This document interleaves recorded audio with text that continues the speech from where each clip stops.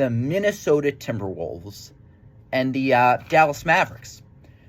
Mavericks won 108-105, and if you would have told me that Irving and Luka combined for 63 points and Anthony Edwards only at 19 points, I think I would be dumb, and most people who know basketball too would be dumb if they said, yeah, I think that Minnesota's going to pull one out.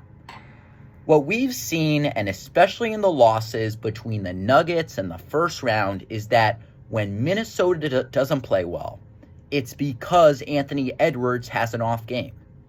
If he has a good game, other guys get involved.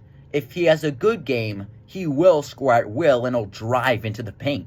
If he won't, the team is flat. If he won't, Karl Anthony Towns and Rudy Gobert won't get his own. The leading scorer for the Minnesota Timberwolves was Anthony McDaniels. That's not a good sign if your fourth best player, a role player, is putting up 6 or 7 more points than your star player. And we could make it in the NBA. We could act like the deepest team wins and, the bench really matters. That's great, right? That's all fun and games. But when you get to the NBA playoffs, and when you get especially to any form of basketball, fourth quarter, last few minutes, you have to have the best star to win. And whoever's a best 1-2 combination usually comes out on top.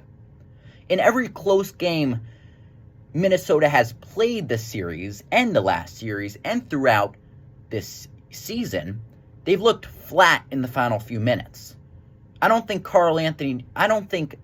Anthony Edwards is comfortable taking it up in the last 2 minutes.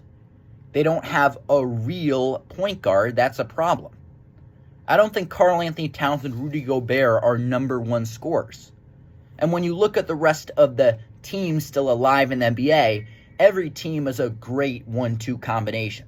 Like Miles Turner, Tyrese Halliburton, great. Tatum, Brown, great. Kyrie Irving, Luka Doncic, great. Anthony Edwards and Karl Anthony Towns? Is it Rudy Gobert and Anthony Edwards? I don't know.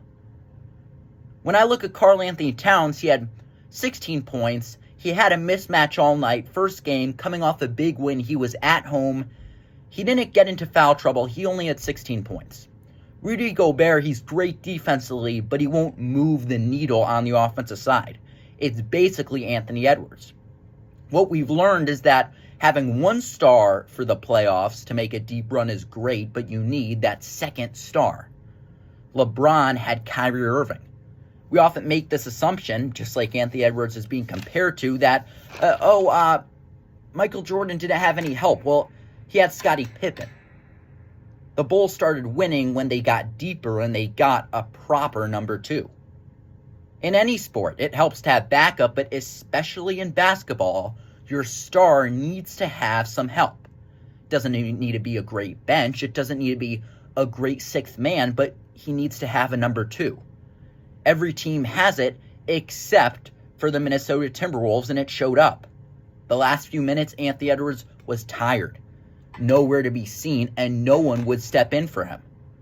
I think Anthony Edwards had an off night, it's fair to say. I think he had one of his worst nights you're going to see from a mature 22-year-old like Anthony Edwards. 19 points, only shot the ball inside the paint one time, had 3 turnovers, 2 of them being very costly. That's going to be the worst game you're going to have from Anthony Edwards. And that's the good news for Minnesota. Game 1, conference finals, Anthony Edwards has 19 points, worst game of the year. Irving, Luka, 63 points. Everything was working for the Mavericks, and the Mavericks won by 3. The good news is all of that happened, and for Minnesota, you say Edwards had a bad game, and the Dallas Mavericks and the Stars went off, and they only won by 3.